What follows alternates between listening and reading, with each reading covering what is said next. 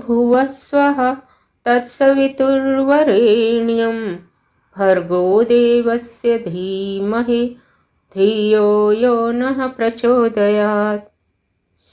सविता शब्द से साधारणतः सूर्य का अर्थ प्रकट होता है, क्योंकि वह प्रत्यक्ष, तेजस्वी और प्रकाशवान है।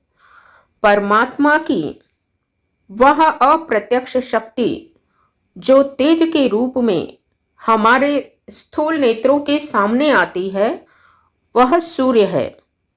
इसलिए स्थूल अर्थों में इस सूर्य नामक ग्रह को सविता कहते हैं। परंतु यह ध्यान रखना चाहिए कि यह चमकने वाला अग्निपिंड ही पूर्ण सविता नहीं है। आध्यात्मिक भाषा में सविता कहते हैं तेजस्वी को, प्रकाशवान को, उत्पन्न करने वाले को।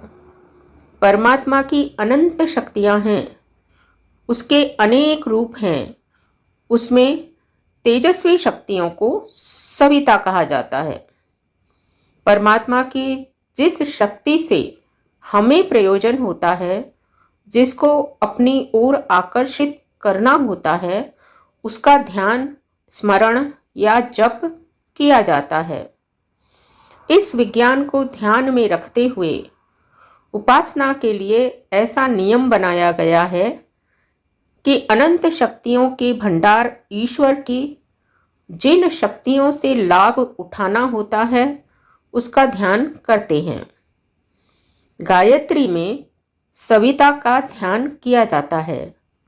सविता तेजस्वी है, इसलिए साधक उससे तेजस्विता की आशा करता है।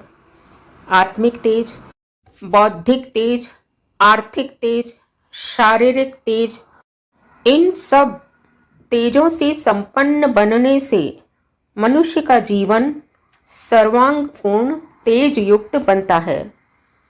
ईश्वर की तेज शक्ति को धारण करके हम जीवन के प्रत्येक क्षेत्र में जाज्वल्यमान नक्षत्र की तरह चमकें। इसलिए ईश्वर के सविता नाम का गायत्री में स्मरण किया गया है। गायत्री का सवितुः पद हमें उपदेश करता है कि सूर्य के समान तेजस्वी बनो। सप्त अश्वों को, सप्त बलों को अपने जीवन रथ में जोत कर रखो। सूर्य केंद्र है और अन्य समस्त ग्रह उसकी परिक्रमा करते हैं। वैसे ही तुम भी अपने को कर्ता, केंद्र और निर्माता मानो। परिस्थितियां, वस्तुएं, घटनाएं तो हमारी परिक्रमा मात्र करती हैं।